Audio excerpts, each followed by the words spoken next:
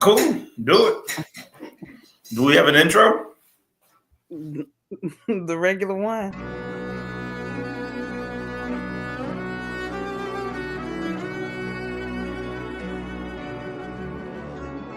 Hey, Kayla.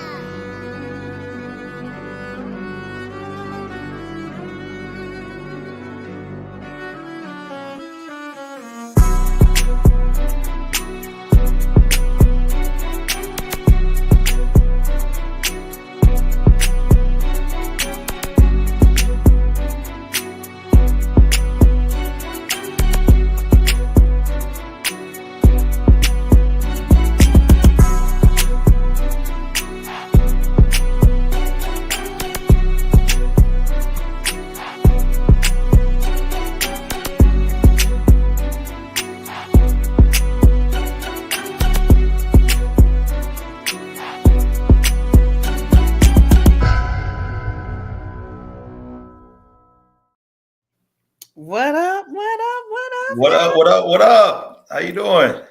Y'all, sorry, niggas. I mean, I was on time.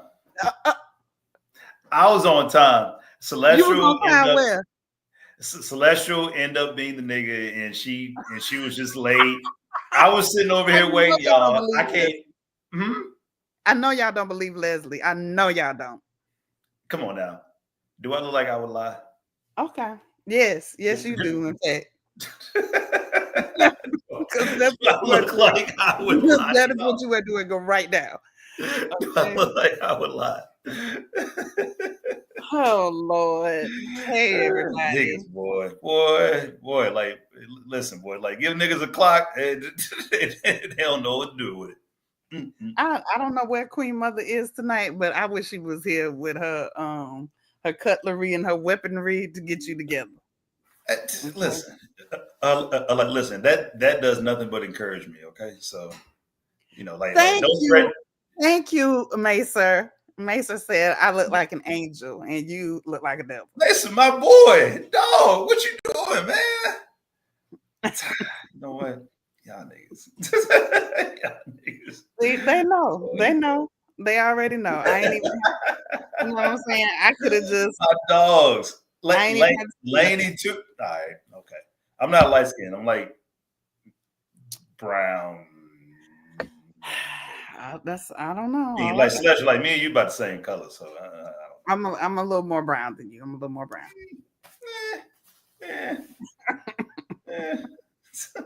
What's up, y'all? What's up? How y'all doing? Y'all ready for the week? Because I'm not. Listen, I ain't ready for none of this shit. Anyway, so we got 2 episodes to get through tonight. We know Light Skin Dread is coming. He's trying to finish the episode 3. So who is this talking about? We burnt Sienna.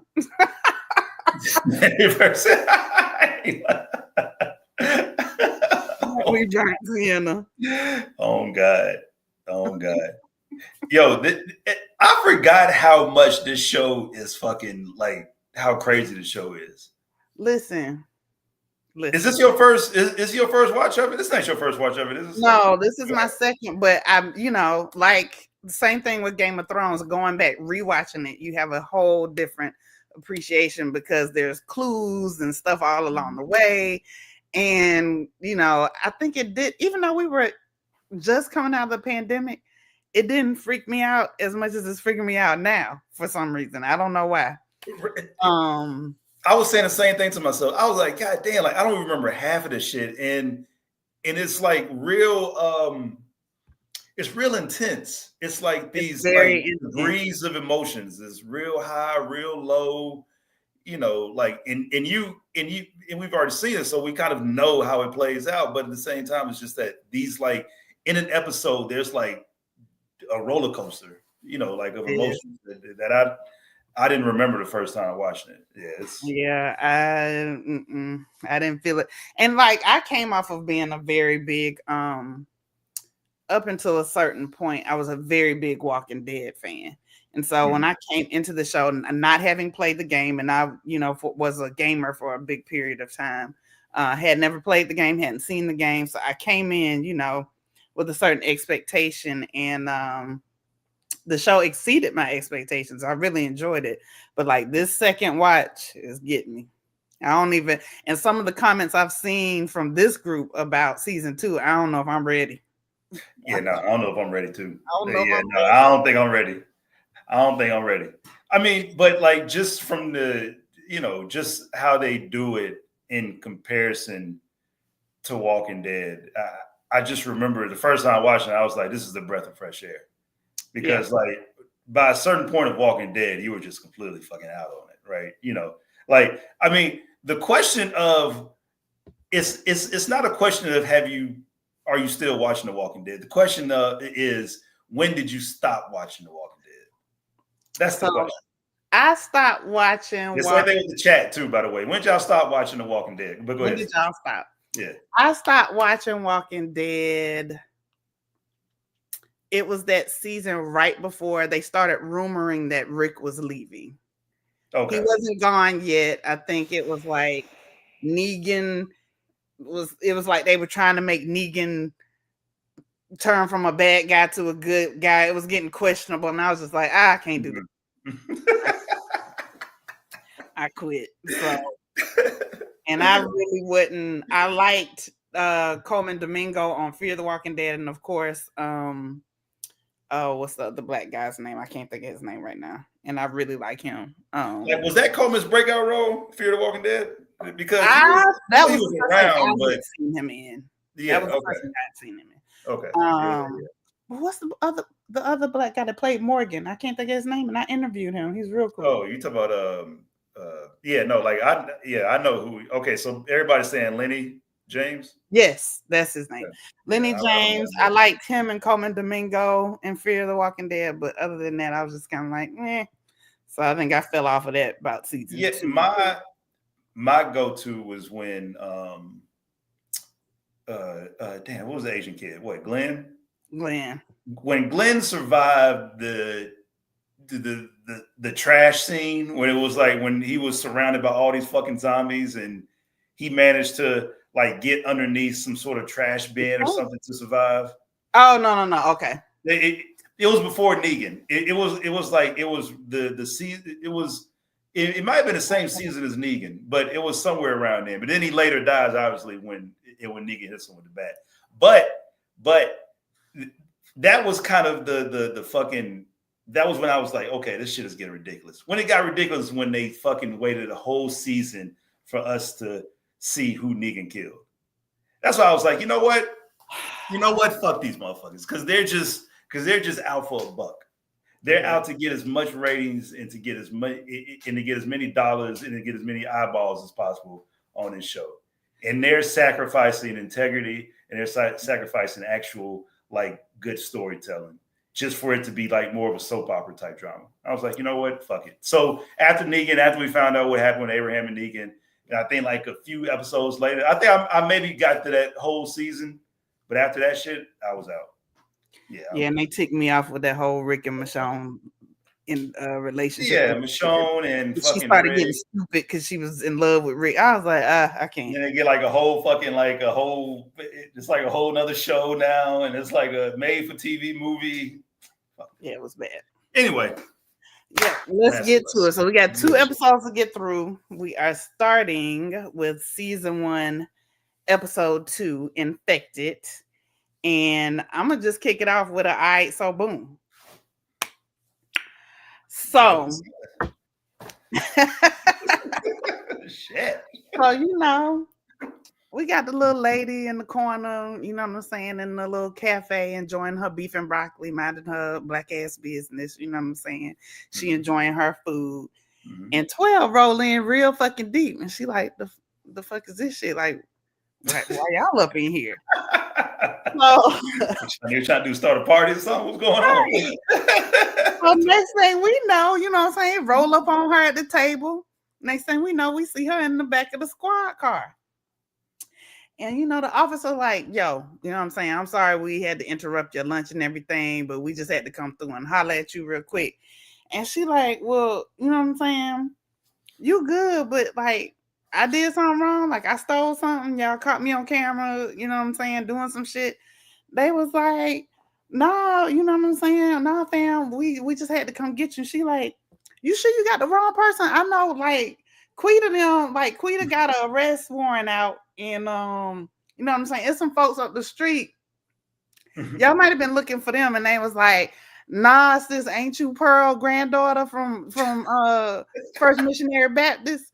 And she's like, yeah, that's me. He's like, nah, we looking for your ass. He get her in the motherfucking lab. You know what I'm saying? He like, listen, we need you to go ahead and look at that specimen up under the microscope. So she look at the specimen as she getting ready to look at it. This girl come through and she like, hey, but when you look at it, he like, nah. Let her look at that shit and figure it out on her own. Like, we don't need your input. So she look at the specimen and she like, it's a motherfucking cordyceps. But why y'all put that bleach shit in it? Like, right. That ain't what you're supposed to use. And he's like, because that's what you use when it's a human specimen. She's like, I know you fucking lying.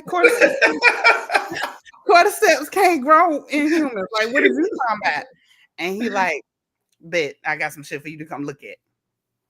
So they go in the lab. She put on the suit and shit. And he like, listen, if you feel like you're going to puke, you're going to throw up or some shit, haul ass up out of there because that ain't what you want to do. So she get in there, she looking, he like, check the leg, sis, check the leg. So she looking at the leg, she cut it, she see the shit, and she like, oh, hell no. She opened up the mouth and she pull out the little cordyceps shit, and she was like, get me the fuck up out of here, insane. Right.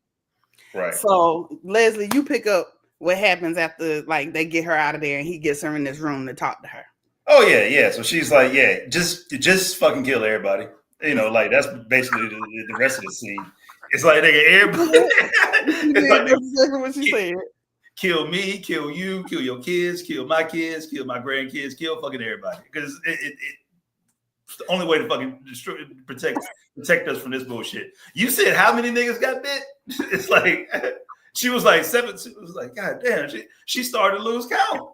She was like, I mean, we ain't gonna make it out of this. Like, yeah, it's like an out of control virus. I mean, it's so much like COVID in a sense to where it's like, all right, like who ate the Wuhan bat first? Okay, all right, well, we don't know.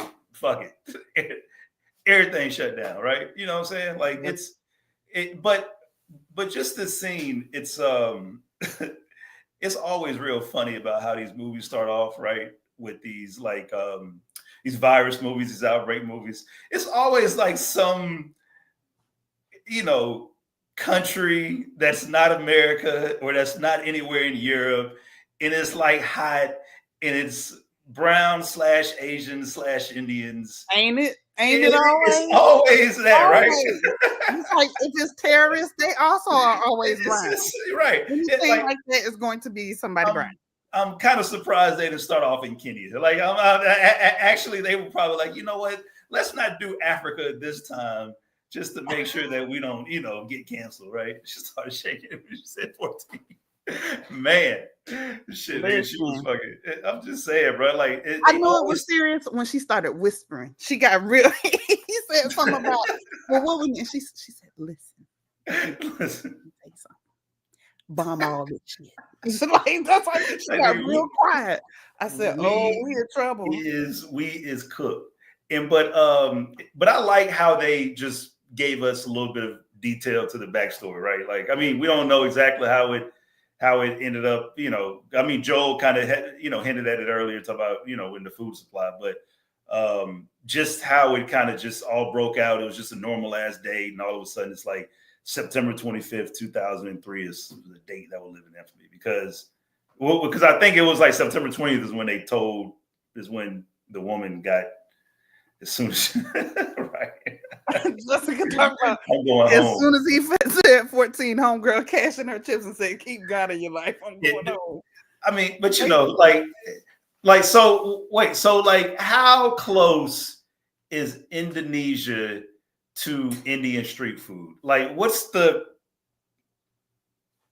is there a connection there? Because like I feel like that, you know, like Indian street food. I don't know if y'all seen that shit, but that could cause an outbreak any and everywhere. Yeah, moving on. So yeah, but anyway, I just found it interesting. He just started Indian. I'm not doing this with you tonight. I'm not. I mean, think about it, right? I'm not Think doing about this. it. If a fucking outbreak, you unreal. I'm just saying, am I the only one who thought about it? Am I the only one who thought about it? Am I the one who said, you know what? Like, if an outbreak right now would happen, if it's like a new outbreak, if they said, yo, it started in New Delhi.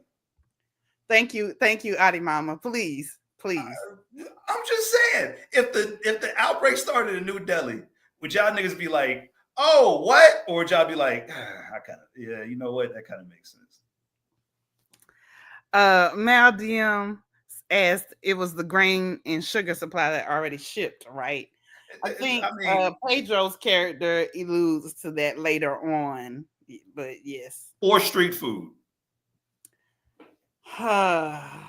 Thank you. Undefeated, never lost when it comes to fucking when it comes to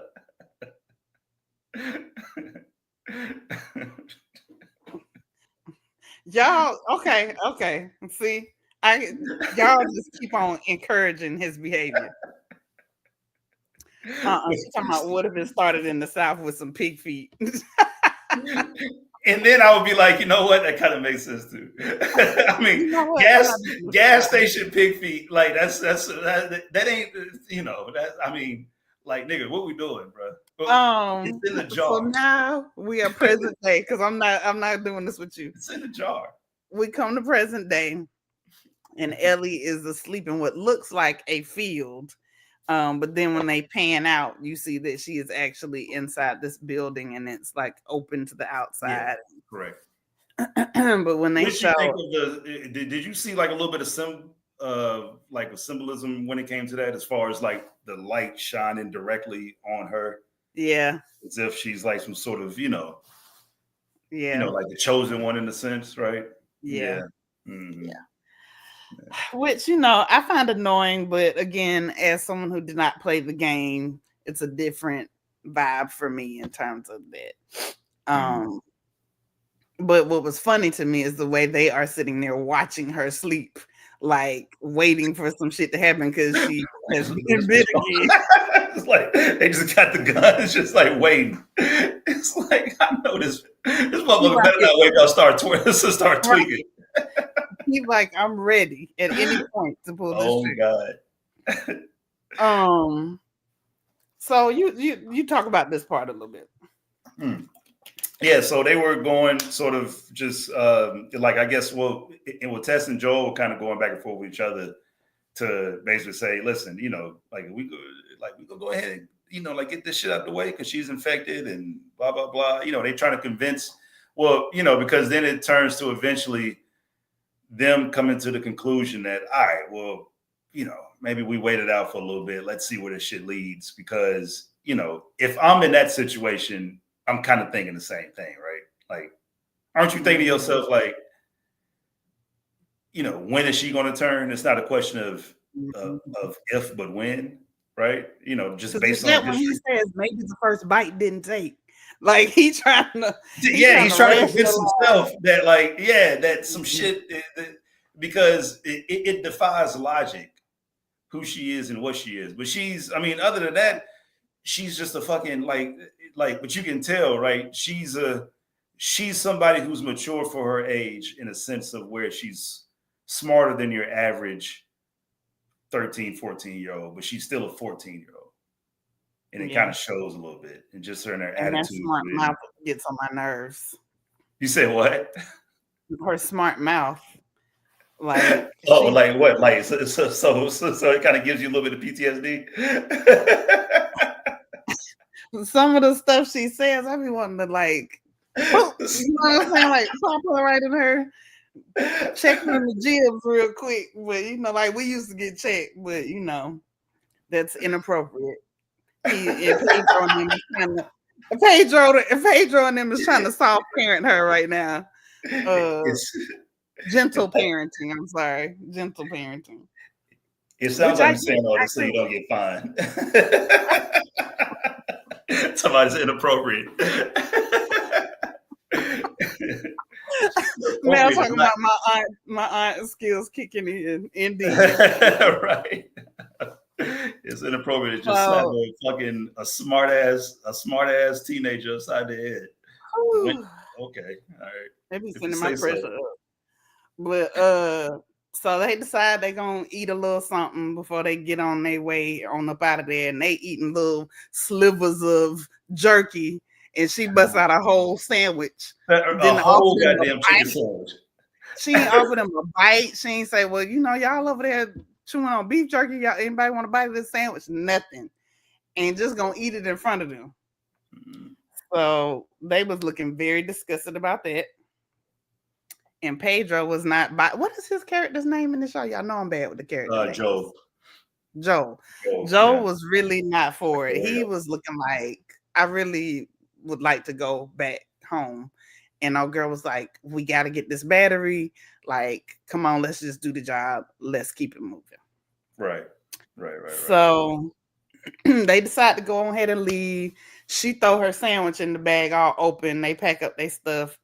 They decide they're going to go through, I forget, the hotel or something to see to the other side to make sure everything was cool. Mm-hmm. And they take off, walk in towards the hotel. They hit a block. And then you see the buildings and the bombed out Boston. Was it before? Did we see the buildings before or after the garden scene of where one of the buildings was tipped over and shit? I think it must have. I don't remember now. I don't remember if it was before or after, but we did. But I was just thinking to myself, I was like, damn, they spent a lot of money on this episode. Oh God, there ain't no fucking, ain't no child services. Ready to retire under normal circumstances, I would say no, but we are in an apocalypse, and they was eating beef jerky, and she had a whole sandwich. So I mean, I'm just saying. But you know what though, that's a great point. I wouldn't eat that.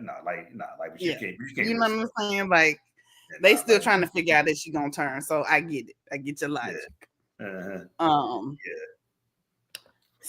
because also you just reminded, they were just asking her questions, right? About like why didn't Marlene, she's been like, nigga, your guess is as good as mine. And then at one point she's like, dang, she told me not to tell nobody. And the first people that asked me, I'm about to tell them. I'm about to tell everybody. I'm basically here to save the world. Right. Okay, I got bit and I didn't turn. All right. So take that information what you will, right? Do what you will with. Do what you will with it. Yeah. So they head to the hotel. They going, she all impressed because, we also have to consider she's born during the time of the apocalypse. So a lot of the things that we are used to, things we've seen, she has never seen in real life. She only knows about it from books, which when she says something about the hotel's name or something, and Joel is like, how the hell you know about that shit? She's like, bitch, I read books, right? And that's what I'm talking about, that mouth.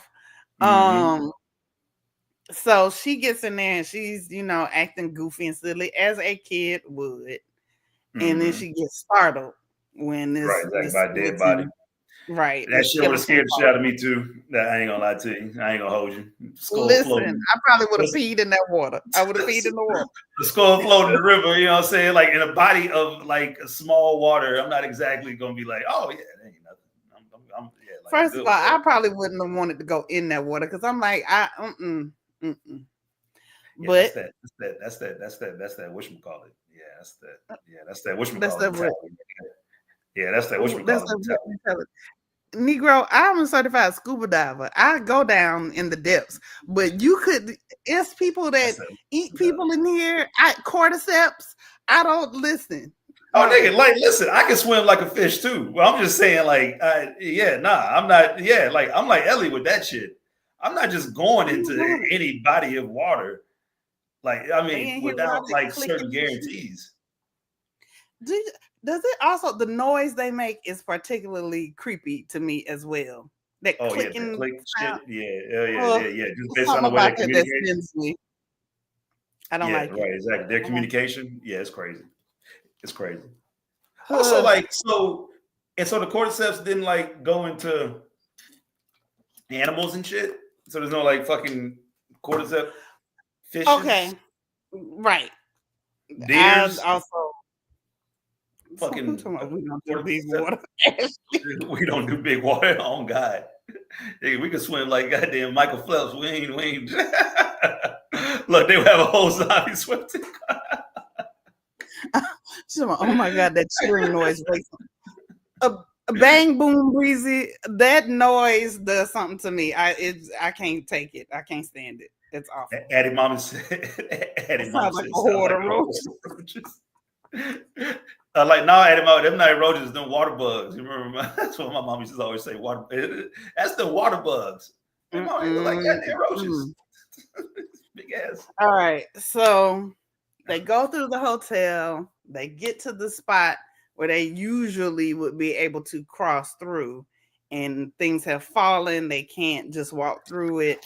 And so Tess goes by herself to check it out, which leaves Ellie and Joel chilling in the hallway. Mm-hmm. Why don't you take that conversation? Wait a minute. I just saw your name, friend. What? Something wrong with you. I just saw your name. What? Freddie Mercury and Elton John? Oh. Can you just please take I mean, like, the listen, for one, I'm a real big Freddie Mercury fan.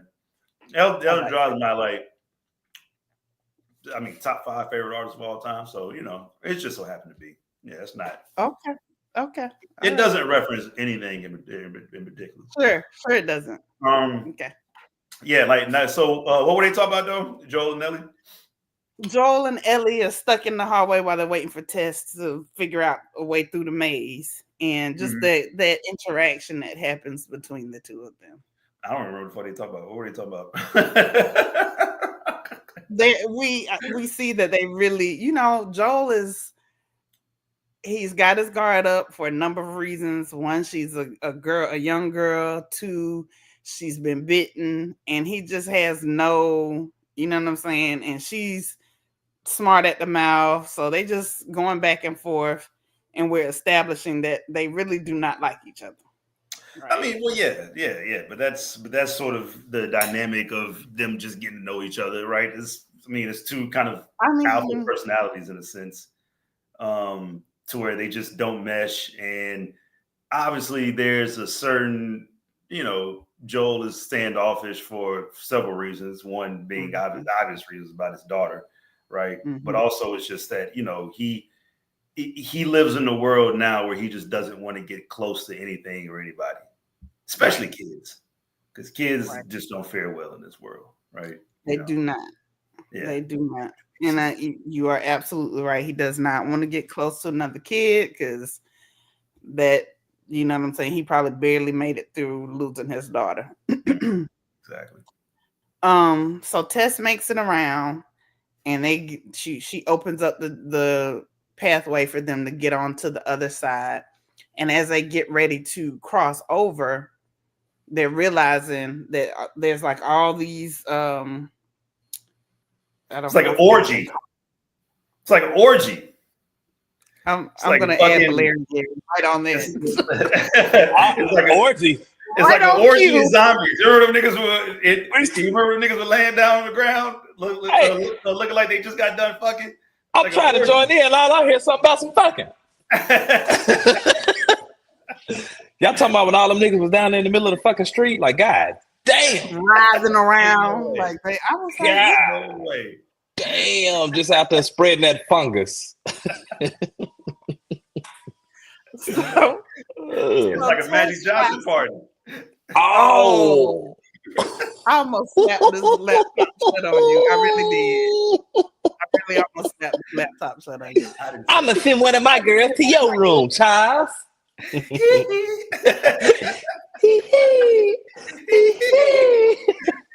No, you get him, Carl. You better get him back. Charles. Why am I here by myself with this foolishness? Why? You get to be the moderator for this tonight. Oh Lord. It was probably going fine until I got here with my shit. No, it was bad. It was still bad. It was. We were on a straight and narrow, bro. One the nigga powers activate. like fucking Captain Nigga. Powers combined. The nigga popped in right at orgy. Join. let me get on in there. You remember fucking old school? You remember old school? Like that nigga fucking knocked on the door. Nigga said, "Hey, I'm here for the gangbang."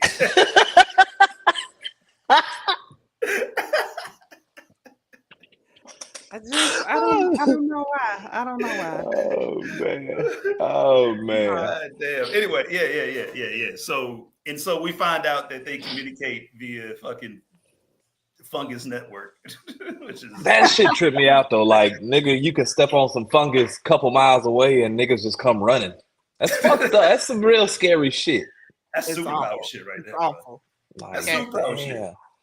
And that's why, again, like, this universe of zombies to me is like, I don't know, one of or the coolest, but like the shit go hard because, like, where have we seen that before? Where, damn, you just happen to step on some shit somewhere and then you just happen to wake up a bunch of fucking walkers. Like, come on, man, shit's crazy.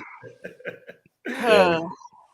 And I don't know if y'all already touched on this, but like, I think right around the same time, Ellie was mentioning, she was like, "Oh, so the rumors aren't true about the sonar and the this and the that." So like, she was dropping Easter eggs on a lot of shit to come. Yes. She was dropping Easter eggs. So that's a good point. That's a good point. She was like, "Yeah," and the nigga don't open their mouths like this, and you know, it ain't right, man. Yeah, them niggas. Which I think we see one in this episode, season 2. So yeah. So. No, coming up. Yeah, like shortly. Foreshadowing. That shadow is near. Much so. Let me get my notes up and get to where we at. So we are, hold on. At the orgy scene, yeah. So Tess explains to her because she wants her to understand, listen, you got to really be paying attention.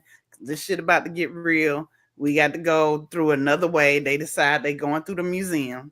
Mm-hmm. So they get up to the museum and they check it out. And Joel, looks and he messes with the little network outside of the museum. He's like, it's dry as a bone. Like, we should be good. So they go I wouldn't be the nigga to check that shit, though. Like, I would never be the nigga to be like, hey, let's see if the fungus done. If I see the fungus, nigga, we going the other way, my boy. We'll try again. we can figure this shit out, y'all. A wise man once said, "We don't mess with niggas like fungi." Shout out to Lil Tunchi. Hey, good. They go to the museum. And they not even in there long before Ellie find a fresh body, and she like, "What the fuck?" Like, it's like, and she said, and I quote, "What happened to this nigga?" Oh God! I mean, goddamn, like, whoa, slow your roll, Ellie. It's like, nigga, no, they were trying to change something. Like, no, I want to know what happened to this motherfucker. Right. He got fucked up. Yeah, it's. I mean, so for one, this scene, Ellie is making all the goddamn noise in the world as she possibly fucking can. Man, please stop breathing so heavy. I mean, for one, because she's the one that's fucking immune to every goddamn thing. So right. I think that she would be the most calm out of anybody. You not gonna have no problem. Right. But look, Tess dropped some real shit on her though. She was like, "Look, bitch, you're not immune to getting torn the fuck apart." Right, exactly. You better slow your roll. If you get your limbs shit ripped off, ain't no recovery from that. Hey, that fungi indiscriminate, my boy. That fungi say, "I'm leaving here with something." I'm leaving here with something. from around the way. From around the way. Damn. God damn, boy. Wait, let's see. We had a couple of questions. Somebody said something about, so you cannot be infected by dust spores. From what it looked like, I think that shit gotta like like you see how they gotta actually like inject that shit into some part of I guess your bloodstream or some shit. But some like nasty shit. Like it doesn't seem like spores do it. Even though you would think it would. I mean, yeah. Nothing about this though has seemed at any point to be like airborne of any type. At least you know what? But that's sort of I think like Sabir, he's like he said, yes, you can. So that's something I think that's going to come up eventually in a later episode or later season or some shit. Okay, yes in the game, yes, you can. But I forgot whether or not they said, so this has been touched on before. I forgot whether or not they got rid of it in the show because it's too, too like easy to get affected almost. Right. Or whether or not they're going to save it till later. Yeah. I forgot. It's one or the other. Yeah. I can see that. Mal has a good point. I'm guessing she said, so I'm guessing it mutates. So that may be something. And to this point, it basically already has. Like everything that we're seeing is, early mutations of what we've seen, but there's obviously more to come. Yeah. So we have an explanation inside the museum because after they realize, okay, the little networks have dried out, but this dude is dead, so there must be something in here. Joel tells her, "Shut the fuck up." Like from here on out, don't say shit. Because these motherfuckers got sonar like a motherfucker. And if you get caught slipping, they're going to get your ass. They can't see very well, but they can hear your ass real good. Yeah. So they try to get through there, not speaking, being as quiet as they possibly can. And they hear them with all that clicking and running around in there. And then part of the building collapses in, which brings the two that are inside the museum into the room with them. And they have this big chase / fight / scene. A lot of shit going on. Man. Yeah. The mushroom heads don't fuck around either. Man, them motherfuckers. I mean, and it takes, you just can't do one headshot. It takes several headshots for you to get across that thick ass skull. So at this point, we're starting to see like the level of like fucking fungus and zombies in this bitch. Like this is nigga, we on 1A, 1B. Yeah, like it's like level 2. And we tearing up in this bitch. You feel me? We're starting to. We're 2 episodes in, and we're already starting to like tear up on. Like, damn, it's getting a little bit more difficult. These niggas is a little bit more violent. They got a little bit more powers. Like these motherfuckers ain't got to see you. They hear you. They coming to you. So yeah. Also, did y'all peep the? I think it was a little bit of a Walking Dead shot after they got done on this scene, and Ellie was like, "Goddamn, like y'all just can't do headshots." It was like it's not that easy to just shoot a motherfucker in the head, right? Yeah, and like as it's violently like fucking trying to fucking rip your windpipe out. Like damn. And if y'all remember The Walking Dead, everybody could do headshots just like fucking just off the rip. Everybody had this magic special superpower of fucking headshots. Yeah, nah, it ain't like that. Yeah. It's so weird. I had to see. No idea the levels. So the game sounds like it's super hard. I'm sure. I went into this blind though intentionally. I didn't want the Game of Thrones take. Like I had a lot of prior knowledge on Game of Thrones. So I went into this blind intentionally. I didn't want a prior opinion of it. So agreed. Yeah. Oh, Sabir has a good point. He says Ellie's switchblade is a trip in the game. We see her really using the switchblade or kind of flipping it around when she and Joel have that conversation. So she's skilled with the switchblade. We do know that. She keeps asking for a gun and they keep telling her no. So that was like, yeah, because she's fucking 14 and a goddamn zombie apocalypse full of running motherfuckers. Right. Like, I'm not trusting. I can damn near trust myself with a fucking gun, let alone a 14-year-old. Right. Just like Soldier Boy. Here. Shot the nigga. Shot the nigga in the leg. I was like, oh, that's my. Oh. Shot the nigga again. So they make it out of the museum. They're on the roof.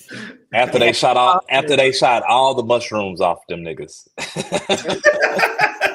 That's the only way to kill them niggas. You got to shoot all the mushrooms off. Right.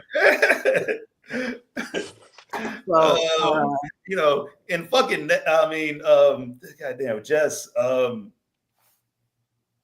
the fuck did she get bit? Like, when was this? Yeah, I guess at some point in that fucking struggle, but like her shit looked like an old bite. Like, bitch, you like you've been infected for a little while. Which I know the timelines are off. They say some people can be 5 minutes, can be a couple hours, a couple days. Well, it also depends on where they're bitten. So she was bitten in the. Bitch, you was about the neck. Bitch, you look like you about to go. You like you about to go now, Tess. That region was 5 to 15 minutes. That bitch had a whole fucking neck tattoo by the time she revealed her shit. It was. Man, if I was. I mean, also like she's been here before. Like, what are we doing? Like, I mean, you know, like I get the death thing, right? Every zombie movie, every zombie show has to have like, I got bit, so I'm about to die, so I need to do something to, you know, show my courage, and everybody gets sad and all that shit like that. But goddamn, like, what are we doing? Yeah. She hadn't had to go through the museum before. This was their first time, I think, going through. But haven't they dealt with the fucking clickers before though? You would Joel think. and Tess. You would think, especially Joel, because he said he didn't kill a bunch of them, and I mean they've made excursions, so you know. Exactly. Yeah, they've gone out in the world and Ashley. Oh man. Oh Lord.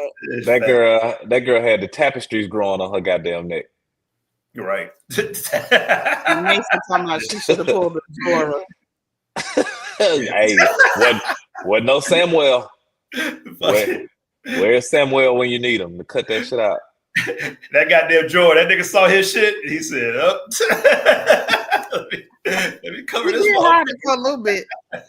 So they get to the location where they're supposed to be meeting up with these folks, and nobody is there. And so Ellie is like, they went inside. So they go inside, and all these motherfuckers laid out. The fuck? Like, it's like how everybody died in a circle.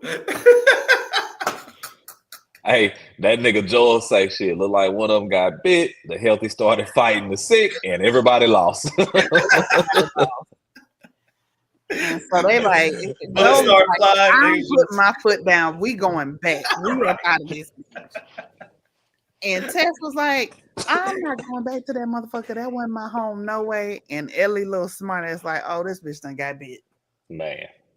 Yo, like Tess had an attitude the whole goddamn time. It's almost like if your spouse get an attitude, you're like, God damn, it's like, are you okay? Are you hungry? Yeah, I'm stop. Not are you hungry? Are you right? Like, what the fuck did I do today? Who pissed in your fucking Wheaties, Tess? That nigga Ellie said that shit fast, like, I know that despair. You got bit, huh? Been there, baby. Been there. Where is it? So, how long?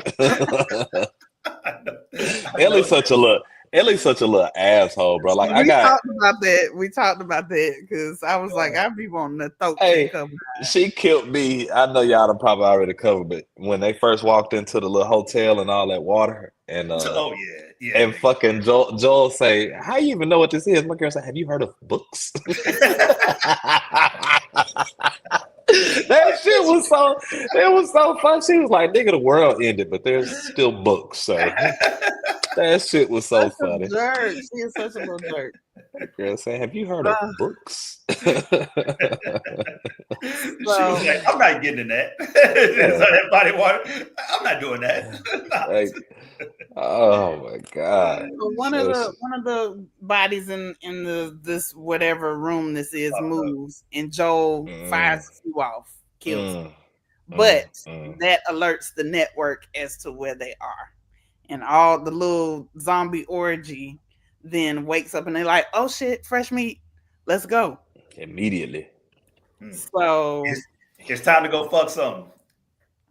I mean, because that's pretty much what happened. I mean, like there was a makeout session. Like that was nasty. And look, even if I know I'm about to go, nigga, you're not finna put no fungi in my mouth. You're just not about to kiss me, bro. You're not about to eat, but you're not about to. You're not about I'm talking about open mouth, and then she just kept her mouth open for the shit. Like, damn. It was the easiest. The fungus was probably like, damn, this the easiest I'd have never had. It was Let me see if I can really get it in. Like, damn, this is a record infection in this bitch. I'm not putting that up. I'm not putting that up. What a basis comment. Go to Wait, what is? Oh, let me go to it. I gotta go. You gotta go to it. You gotta select it. The celestial.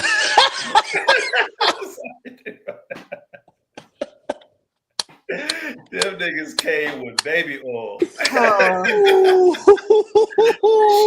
Fungus and baby oil. Oh my god, yeah, she definitely swallowed. I'm just glad she got the fucking fire lit, cause bitch. And this is the thing, you in there trying to light this old ass fucking Zippo. Bitch, it was grenades on the floor. You could just pull the pin. That's what I thought about. I was like, yes. I would have had, nigga, by the time they walked in the building, the bitch would have been blowing up. They'd have walked into poof. Motherfucker would have been like, oh shit. Got through there. Right. So I might have fucked up and blew the bitch up too early. I might not have got a single one of them because y'all not gonna put no fungus in my fucking mouth. Fuck this shit. Like, nigga, we going out quick, fast, in the hurry. Fuck this shit. Hell. And the whole point was like to cause a distraction or to slow them down from catching up with Joel and Ellie. Nigga, mission accomplished. Blow this bitch up. They gone. They are gone.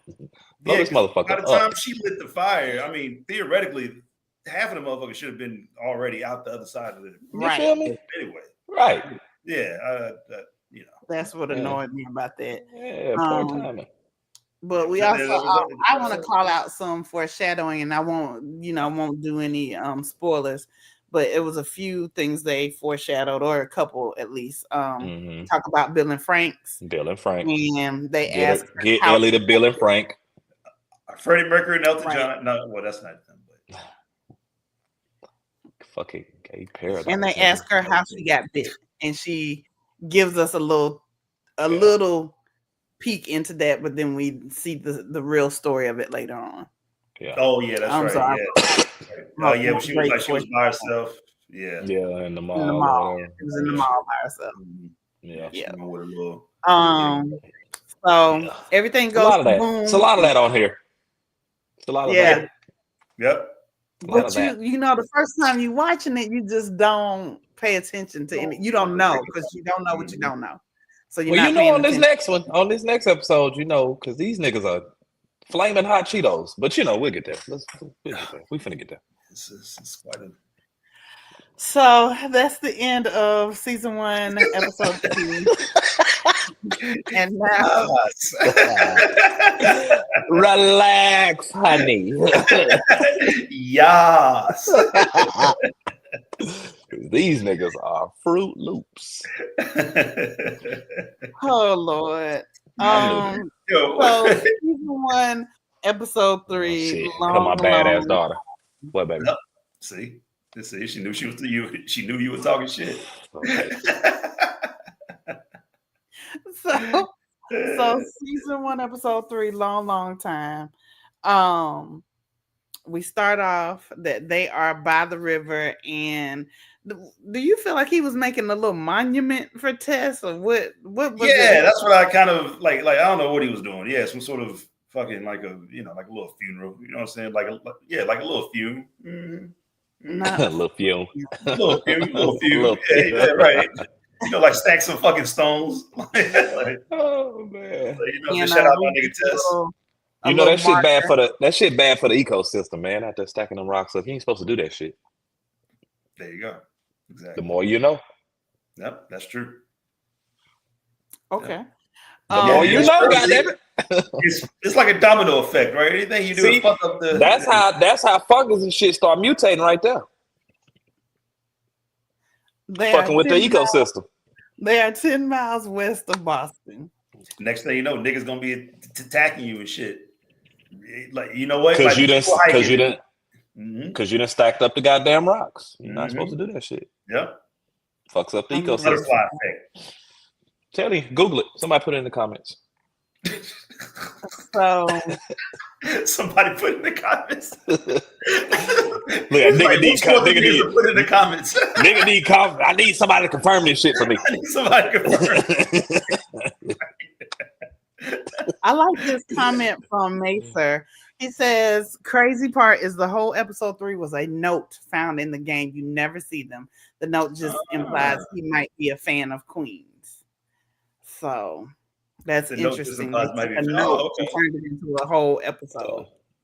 So I was right about Freddie Mercury. So there's a conversation that Ellie and Joel have. Basically, he brings up Tess and he kind of gets annoyed and he goes off on her and he's basically like, look, we don't need to talk about this. Like, and she's picking up on that he's annoyed and she's like, ain't nobody hold a gun to y'all heads. Y'all needed something and you took on this job because you needed something. It ain't have nothing to do with me. So don't be mad at me because your girlfriend died. So so they set off on this 5-hour hike to get to Bill and Frank's house. And so Joel is hungry in the motherfucker. Who wants to take the first stop at Cumberland Farms? Yeah, they stop at what is that, a convenience store they stop at? To hit a supply stash that Joel left a couple of years ago, he said. Right, didn't know where his fucking stash was, so he rumbling through that bitch. That nigga said I'm zeroing in on it. Meanwhile, Ellie is kind of doing her own little rummaging and being annoying. She finds another room with a secret room that leads to like this little basement or secret area that this little heifer jumps down into with her dumb ass. Like, why in the fuck would you just jump into an unknown hole? Because fucking daughters. Wait, pause. Daughters. Pause right there. When she opened the door and he says, are you all right in there? And before he could even get it out, she's like, yeah, as a parent. Badass. Don't you know your child up to some shit when they answer too fast? Answer too fast. Yeah, I'm good. But he was out of practice, so I'm going to give him that. But I felt like he should have known she was up to no good. Man, she jumps down in this fucking hole with, from what you can see, don't even look like no means to get out of the fucking hole. Right. She's in there rummaging around. To her benefit, finds a box of tampons. So go Ellie. Good job for you, boo. End of the world, but I guess you need your feminine hygiene. I'm not knocking that at all. But then she also hears the noise of a little old fungi man. Trapped beneath what looks to was that pile of bricks, bunch of cinder blocks or some shit he was stuck up under. And her little badass goes over there with that switchblade poking and cutting at him. She cut him and then you can like literally see the fungus. Like you just made a fungus at this point. It's just fungus beneath the skin. At least she took him out. I was like, at least like, fucking don't leave no room for error. Like the nigga find a way out of these bricks, just go on and take him out the game. But that's pretty much the gist of that scene. So they get there, he gets his guns and his ammo, and she gets her tampons, and they get on the road, get back on their trek, and they come upon a crashed airplane, which she thinks is super cool because she never got the chance to fly in the plane. It's crazy how like all of just like the little worldly things are like massively impressive to Ellie, and so I like how she portrays that as the actress. I think it's a they them. I think she's a they them. I like how they portray it. That's right. Yeah, she is they. Don't cancel it, y'all. My bad. They are they. I like how they portrayed. Like Ellie's excitement about like every little thing, video games, hotels, cars, planes, just all this shit that Ellie, the character, wasn't able to experience, from being born in this post-apocalyptic shit. Ellie so reminds me of like just, how y'all be having a conversation with your kid and sometimes, your kid, because your kid now can talk, right? They can communicate, go back and forth, and you think to yourself, oh, I'm talking to like a person, a normal human being, right? A person. And then they do some just some kid shit out of the blue. Facts. It's just, oh yeah, she's a fucking kid. Yeah. I almost forgot. Yeah, like I was explaining to Harper what innate meant because she was reading it in something. I was kind of explaining it, right? Like, this is what innate means. Harper reading something with the word innate in it. Yeah, right. So I was kind of impressed about having this conversation. And then she stuck her like pen in her mouth. And I'm just like, what the fuck are you doing? It's like, get that pen out your mouth. Like you were literally just reading the word innate. Right? It's like just fucking pen out your mouth. Get the pen out your mouth. It's like fucking just start eating crayons. It's like squirrel. Kids and they fucking attention span. Right.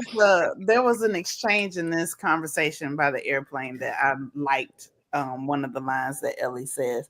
So they're going back and forth and she's asking questions and he's getting aggravated because she's asking questions. And he said, didn't you read books?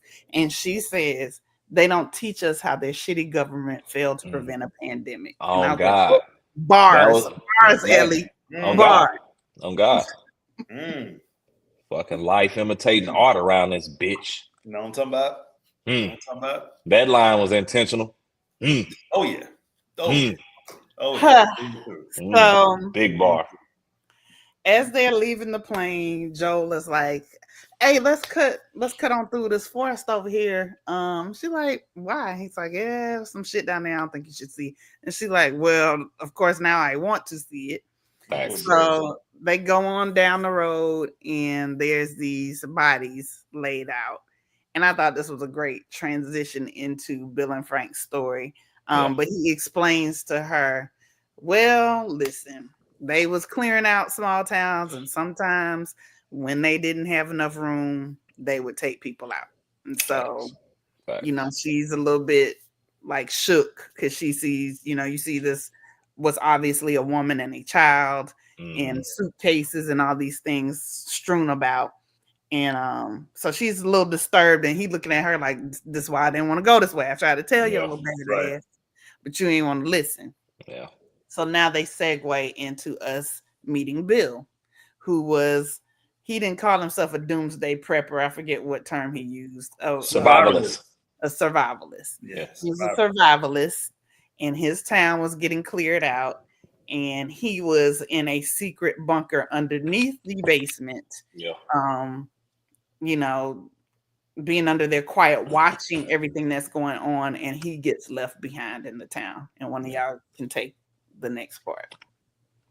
Go ahead, Les. Yes, no. So shout out my nigga Bill, right? So first off, I don't know if y'all were doing this. I was writing down shit. I was like, okay, so this is how you survive? Oh, so you need this, and the third, that, this, you know what I'm saying? Yeah, the generators and all that shit like that, and how to fucking, and I mean, but just going into, so basically what ends up happening is it's like a montage, right? He goes to, he's definitely a man, right, exactly, but like one of the few smart ones, right? And it goes into this montage about basically him just setting up camp, right? Just trying to, and just doing everything he can in order to make his shit as comfortable as possible and as secure as possible. Whether that's setting up booby traps, whether that's getting, turning the electricity back on, like energy back on and shit like that. Whether that's getting backup generators, going to Home Depot, going to the wine shop. Does everybody know one of them? Because I swear to God, everybody should know at least one person like that. My neighbor is that nigga. Like my next door neighbor is fucking Bill. And if the world ever ends, I'm going to fucking Bill's house. My oldest brother's like that. Yeah, we are combining. I'm like semi. I got like I dabble. You know what I'm saying? Like if the world go to shit, I might make it a couple extra weeks longer than everybody else. Yes, shit like that, right? Yeah. My fucking neighbor is Bill. My neighbor, like he's gonna be underground waiting for the fucking neighborhood to clear out. So like, cause Bill low key had a paradise in that bit. Like Bill had it made. Bill had it made, and he had Bill that shit had it. up, bro. Man, Get shit all set up, man, from the get-go. Had it clicking. I'm talking about had that shit clicking quick too. I like though too, like I like how like when that scene first started though, like when Celestial, when you were talking about like the segue, how they showed like the mother and the child that, you know, we see the shirt down in the dirt and then you kind of like you literally see all these people getting evacuated. As Bill is underground watching these niggas like, yeah, y'all get the fuck on out of here. I'm finna that nigga Bill like I'm finna have a whole neighborhood. He about to have a whole neighborhood, and if he would have been on that truck with them, he would have died because they killed him. Yeah, no, I mean, but it kind of goes back to COVID shit. During the lockdown, it's like it was this thing to where you were thinking to yourself, oh wow, this is like the same shit that the Looney Tune people in the conspiracy theories who talk about building bunkers. This is the type of shit that would actually come in handy right now. Right. You know, at the time, right? You know, so I mean, like we've seen it before in real life. Now it didn't get to that degree, but obviously I was at least fucking thinking it. I was like, okay, I need to be a little bit better on how I can protect my family and it just in case some apocalyptic types of shit happens, right? Facts.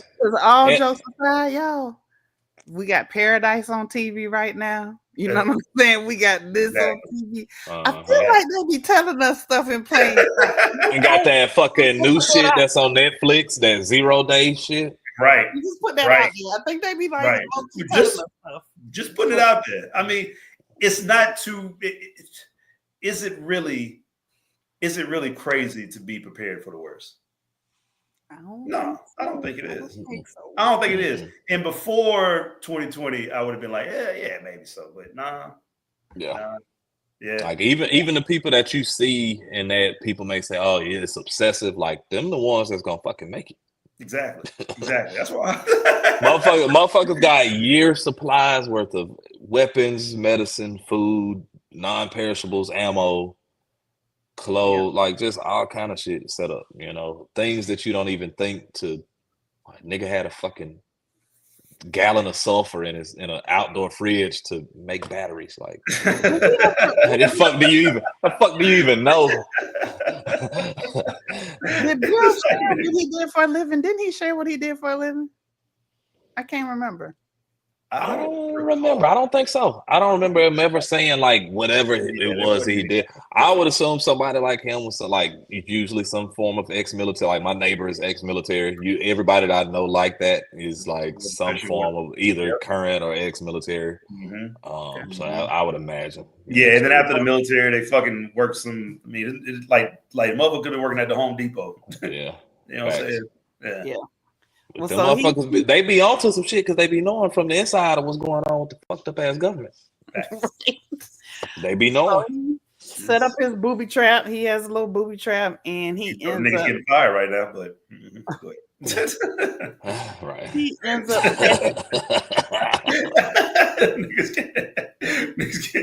Ooh, DEI. Out of your day off. Say, wait, us? Yes, nigga, you too. Oh, nigga, you only. It wasn't never us. It's always y'all.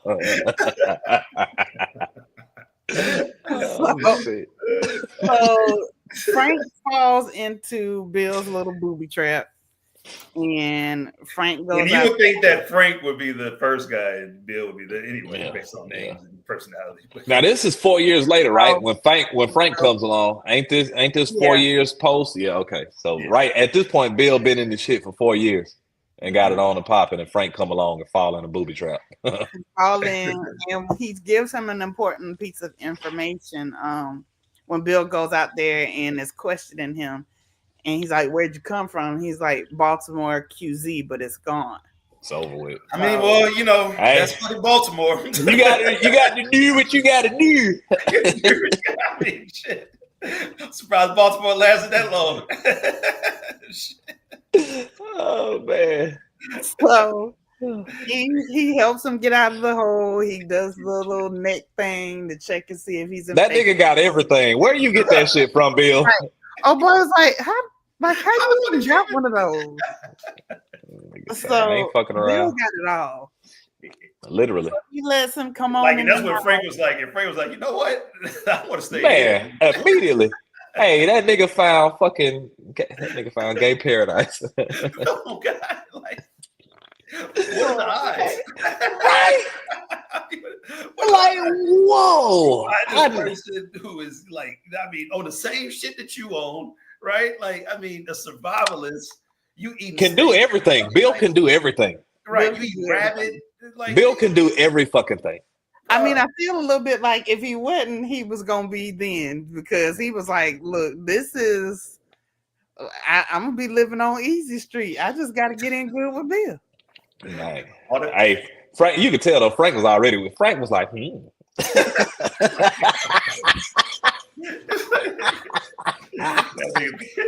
nigga draws. like Bill from jump. Strong. Right, from jump, you already, you assume, Bill is like, okay, this old macho man's man. He from jump, you like, what the fuck is this nigga Frank on? No, I'm talking about, but the minute this nigga made that fancy ass dinner and went to turning the plate around, when that nigga poured that wine out, holding the bottle like this here, I was like, that nigga Frank was sitting there like.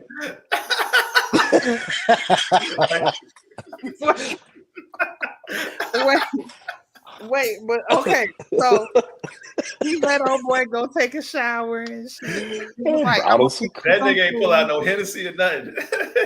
I'm gonna fix you some food. I got some wine and stuff. Go take a shower.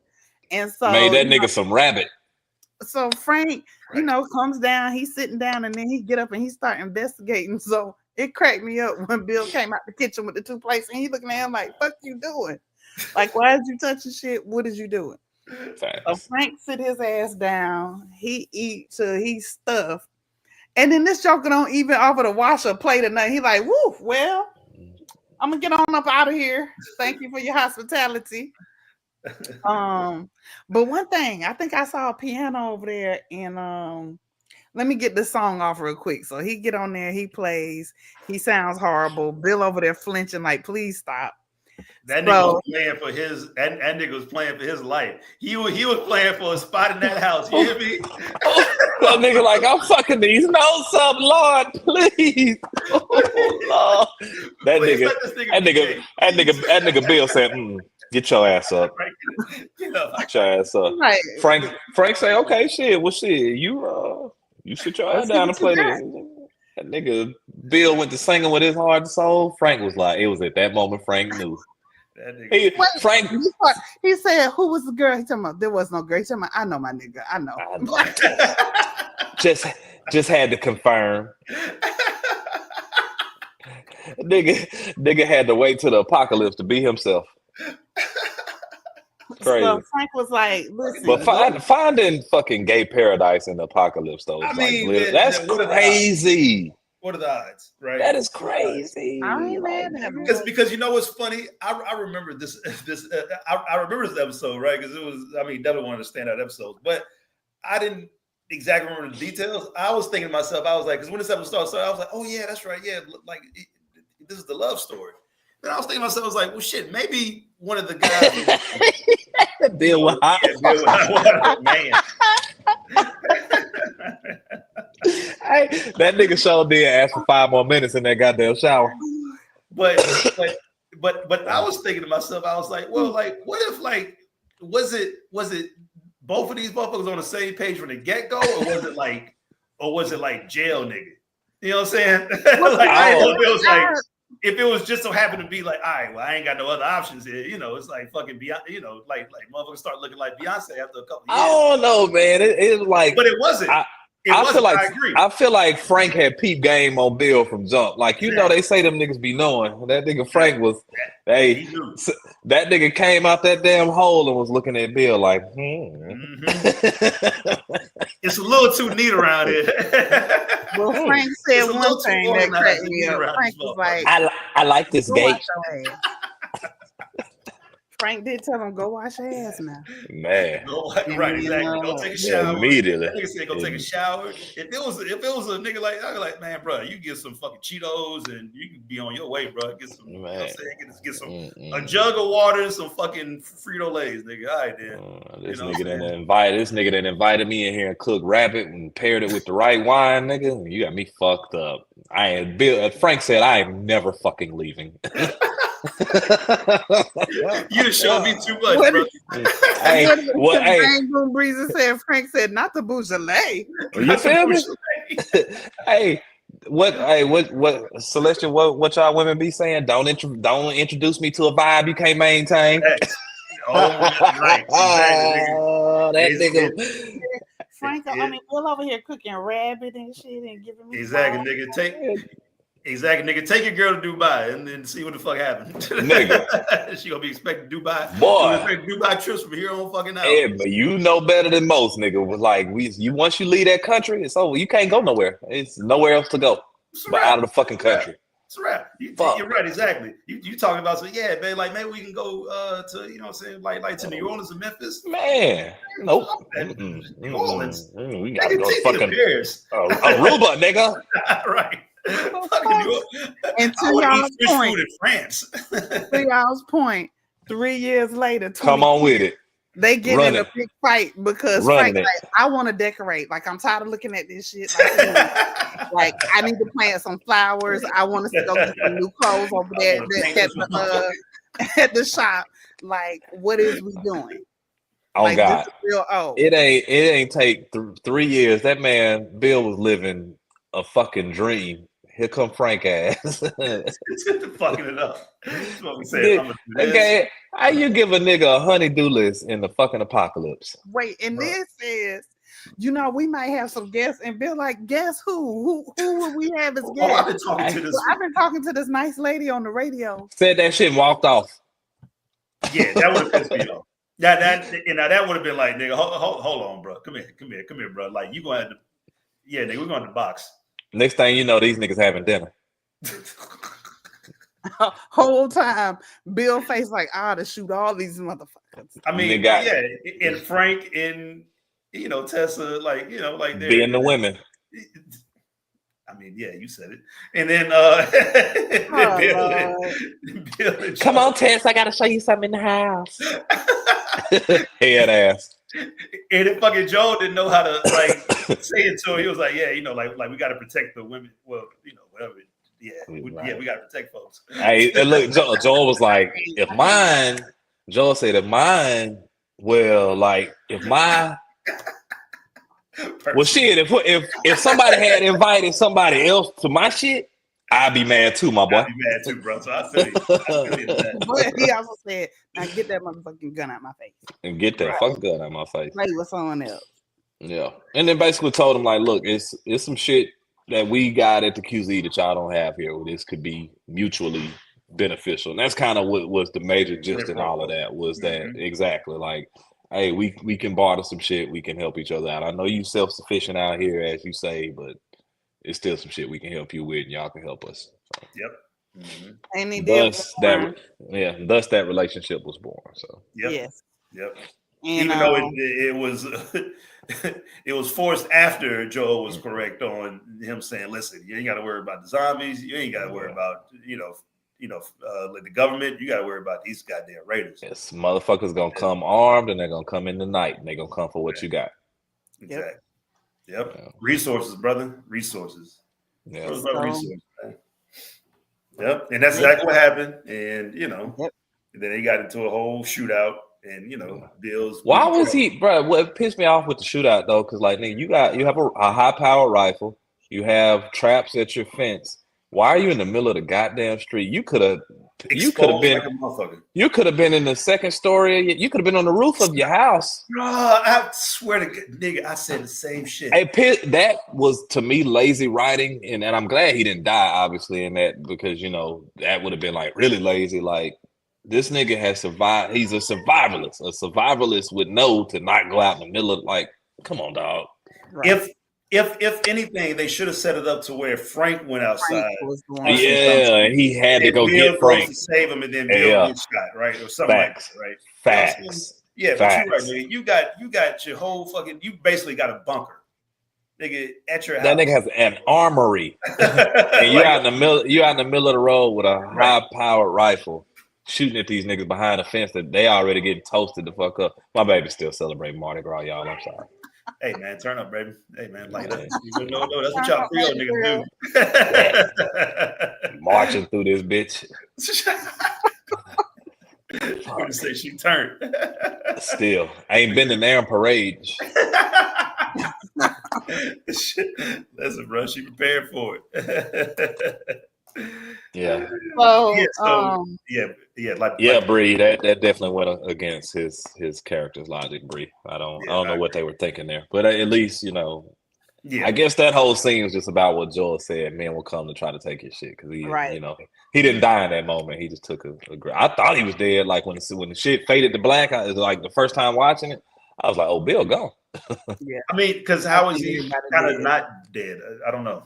Like I mean, like a bullet with no real medical attention like that. I assume they had some kind of supplies. I guess at this point, maybe they had traded some shit out with Joel and them because this was like another 3 years after. Like at this point, I think they're like 7 years down total on this shit. Yeah, this was in 2013. So now they jump from there to 2023. So 10 years later. Yeah. And to me, one of the things that I also thought was a little bit kind of off was they seem to age so much more than Joel and Tess. Yeah, that's a great that's a great comparison. You're exactly right. I didn't even think about the comparison age because you're right. Even in my head, I was like, damn, like them niggas went from 50 to 80.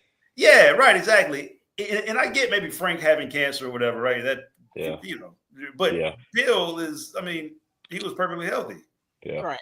Yeah. So So we see Frank is sick. They've aged a lot, and Frank is in a wheelchair, and Bill is, his caretaker now at this point. And so he's obviously tired of it, and he tells Bill, "This is my last day." And he goes through telling them how he wants to end it, and Bill is shook and he looking crazy, but he tells him he's gonna grant his wish, and they also decide to have a wedding, and. So they have their last meal, and Bill gives him his wine with his crushed up drugs. Then he makes it very clear to him, "I have also taken crushed up." Nigga, you thought you was finna leave me? We are both about to die. I die, you die. There's nothing else here. Like, I'm old. That's exactly what Bill said. Bill said, "Man, I'm old, bro. I done did everything. I'm tired too, bro. I got to live in paradise with the love of my life. What else I got to live for?" Got another 20 years out of life after the whole shit went to shit. Right. I mean, like, shout out to I'm just like,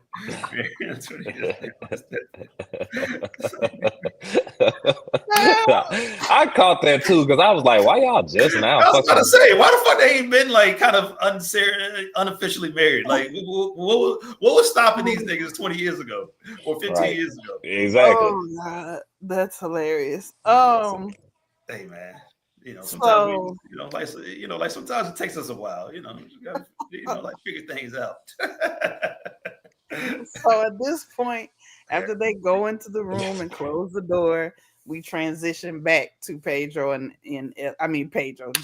Ellie, and they show up to the house. Mm-hmm. So they go in. They're looking. He's calling for Bill and Frank. He goes upstairs while Ellie is downstairs being nosy. And he goes to the room, but of course the door is locked. He can't get in. Good thing. Go ahead, Blair. Yeah, it's a good thing he couldn't get in that bitch. Yeah. Thanks. Yeah. He goes back down. I think at this point, Ellie has already found the letter that Bill wrote. Basically, he wrote it for Joel. He said to whom it may concern. He was like, "It's probably Joel," because he knew couldn't nobody else get in that motherfucker. Ellie said, "You know what? But I am the whom it may concern, so technically I can open it too." There you go. So, but she proceeds to read the letter. Bill basically goes on to say, "Hey, we've lived out our last days. Window is open, but you probably don't want to see this shit, so don't come into the bedroom."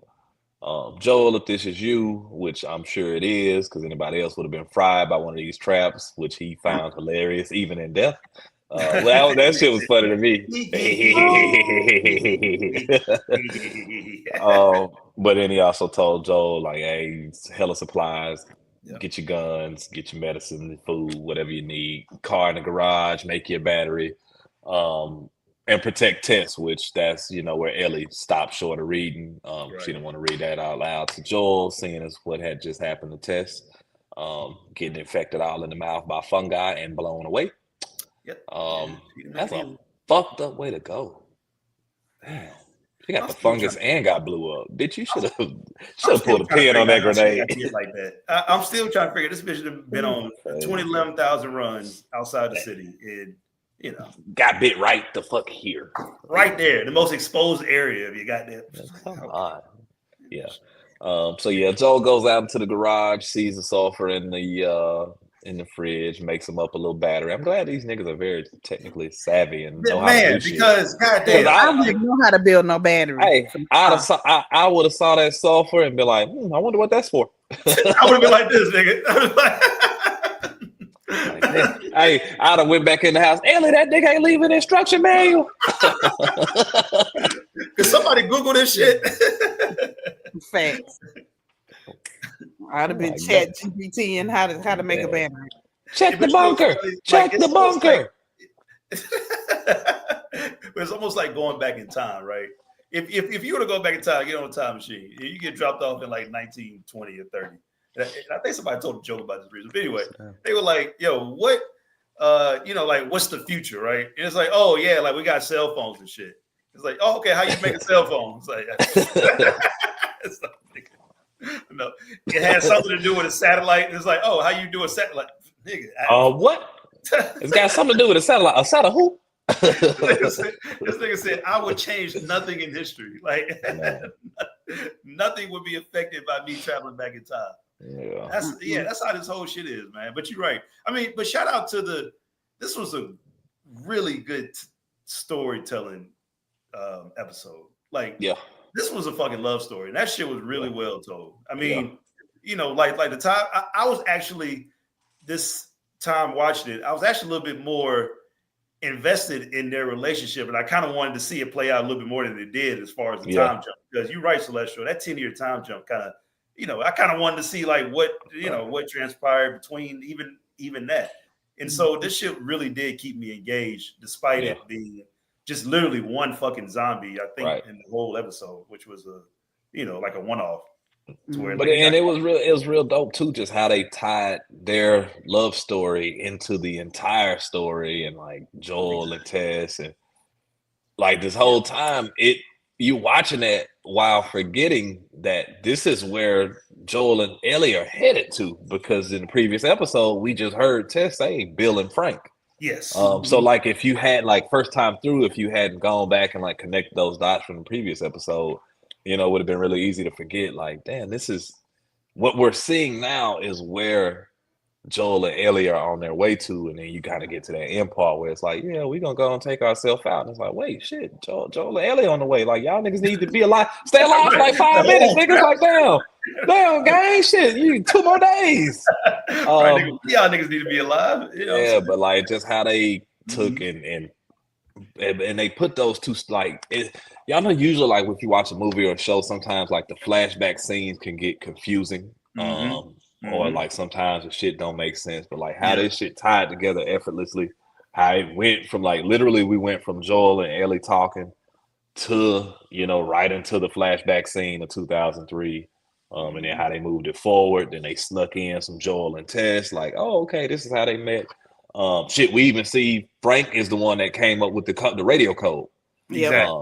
So like we kind of get like you were saying, Leslie, like just the storytelling of the entire episode. We see like that's where that came from, all the way down to what Ellie had. When she broke the code, she found out 80s meant like literally those were Frank's exact words. He was like, yeah, of course 80s will be trouble, of course. 70s will be this, but Like just And the way then they when they went in there and the 80s music was still playing, and she's like, you know, how does that happen? And he says, well, he's got it set that if he doesn't do X, Y, and Z, it will automatically play that music. Right. And again, which now makes sense because like we see at this point, they've probably been dead a couple days, couple weeks, maybe. Exactly. And that's kind of the timeline that we've been on since Joel and them left the QZ when we first hear the music play in episode 1. It's dope how they tied all those tiny little details together. You don't really see a lot of continuity in TV shows like that, where like even, you know, the one that started all this shit for us, Game of Thrones, where we went back and exposed like all these different plot holes and rifts and shit. Like these motherfuckers really, you know, crossed their T's and dotted their I's with a lot of shit. And it was dope to see. It was really dope to see. Yep. Because like you're ultimately right, Carl. Like I completely agree, bro. They're not cutting corners. Yeah. Like everything seems legit. Like everything's like down just to the like details of how to survive in an apocalypse, right? There's like, you know, you gotta worry about shit like batteries and like, you know, little shit that we just it's like, oh, you just can't go magically find a fucking car 20 years later and oh, the keys are in it, let's crank that bitch up. Like, no, you gotta, nigga had to build. He had to build his battery. So like, hey, you know, I'm sure that don't mean he had to take and screw the little parts together. He probably had the framework of everything, but he had to take and pour sulfur in, and like, who the fuck knows how much goes of in what and where and negative. Like that's just a lot of shit. Exactly. It's a lot of shit. But like to get just the tiniest little touch of that in this universe where it's like, hey, this is the type of shit you would have to be concerned with if you were in a fucking apocalypse and you needed a goddamn vehicle. And also just supplies, right? Like, what, nigga, like which supplies are we taking? Right. Like if can't take everything. Example, if we were there, me and you were about to have like all three. I'd be trying to put all them guns in the every gun. I wouldn't want to leave the guns. Hey, Ellie was like, nigga, please. Ellie got by the wall. She said, dude. She said it's a wall full of them. But she found She found Frank's old little that little Derringer 22. That little pew pew. That little like. Hey, that's that little. Don't shoot that little motherfucker no more. Stop shooting that little ass shit. And she slid it in her book bag. Man, real quick. Like, but it's like that shit on Men in Black. What if niggas get the cricket? That little cricket. You get the cricket. Like, whoa, no. Man, that shit got some kick on it. So after they read the letter, Joel comes back in and he's like, listen, we about to go. My brother is out further west and he probably in some shit. So we gonna head that way and we might find some people along the way that can help your situation. But I got some motherfucking rules. And she like, all right, hit me with them. So he's like, don't bring up Tess no motherfucking more. I want to hear it. You know? We don't have to know about each other's history, so don't be asking me no motherfucking questions. Number 2. He's like, don't know. That wasn't number 2. That was still with number 1. Oh, Number 2. 1A and 1B. Right. Exactly. Number 2, don't tell anybody about your motherfucking condition. Okay? Yes, right. Because people gonna see that bite and they gonna just try to light your ass. And it's gonna be chitty chitty bang bang. So we don't need that. Keep your mouth closed. Number 3, do what I say when I say. And now 5 minutes later, she already ain't listening. They in the truck. He tell her, don't put the tape in. She put the tape in any damn way. Fuck you. Right. Yeah. I mean, she just doesn't listen to him. But look, then at the end of it, he like, well, damn, you know what? Leave it. I actually like this shit. You know what? But again, foreshadowing like their entire relationship. Yep. The shit is symbiotic. Facts. Yep. There's a lot of there's some simpatico to this shit. You know what I'm saying? So Linda Ronstadt take her phone out. Long time, and that is the end of season. That was a good ass. Like Leslie said, that was a good ass fucking episode for it to not really be like the most action we saw was probably when the Raiders came to the fence, and that wasn't even like a ton of action. That wasn't even the point of that scene. Wasn't even about the action. It was about, hey, Joel said niggas are gonna come try to take this shit from y'all. So exactly, it was really good, really really good storytelling episode. Yeah, because the fact that them Raiders were kind of fucking stupid. I mean, y'all just thought y'all was gonna walk up on this nigga shit and cut this. Like a nigga somehow has figured out how to enclose his entire community behind remote fence. They was like, yeah, we gonna get this shit. Them niggas ain't spread out nothing. It ain't like they all died in the same place. It ain't no reconnaissance. It ain't nothing. Like facts, Jessica. Right. What are you going to literal? Do facts. Literal. She's oh man. That girl, Ellie ain't never gave a fuck. She was born not giving a fuck. Tell you, all girls, all little girls must be the fucking same. That's hard. Facts, bro. Facts. It's like we're raising the same kid. Jesus Christ. I level with you, brother. Shit just made me tired all of a sudden. I love you, brother. She waiting right now. Listen, the minute I take these AirPods out my ear and hit leave on this tablet, daddy. Fuck, girl. What do you want? What? I mean, I'm sorry. What? Yes, baby. Yeah, baby. What you need, baby? What you need, baby? My fault. Gonna have to. I, for one, love that y'all girls be taking y'all through the ringer. I think it's hilarious. I'm finna have to. My bedtime story quota just went up. I'm finna have to read like 3 books. God, that is just soft. Facts. Yeah. Listen, I mean. That's so cute. Like what can you do? What can you do? Hey, gotta make it tough for the next nigga. That nigga gonna have to come with it 18 years from now. Sorry for that nigga. He gonna have to come with it, boy. She don't know the word. No, she don't know the word. No, my boy. Sorry to that man. She don't speak no, my boy. She don't speak no. Broken knees. What is that?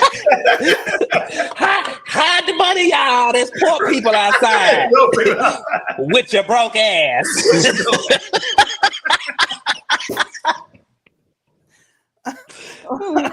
With that said, how do I lead this motherfucker? All right, y'all. It's been real.